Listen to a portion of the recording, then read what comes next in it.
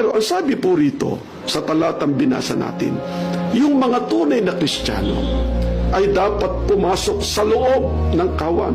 Alin yung kawan na binabanggit sa talatang binasa natin? Biblia rin po ang ating babasahin. Sa Gawa 20:28, ito po ang ating mababasa.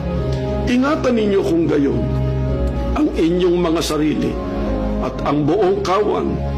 Narito hinirang kayo ng Espiritu Santo ng mga katiwala upang pakanin ang iglesia ni Kristo na binili niya ng kanyang dugo. Alin ang kawan na doon dapat pumasok?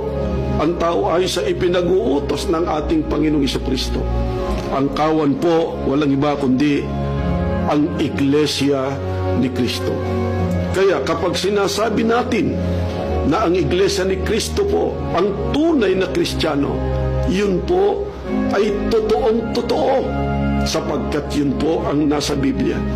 Ito po ang tunay na relihiyon, dahil ito po ang kawan na pinasukan ng mga sumunod sa ating Panginoong Jesucristo na magtatamo ng kaligtasan pagdating po ng araw ng paghukom. Kaya napakadakilang kapalaran na ang tao po ay maging iglesia ni Kristo.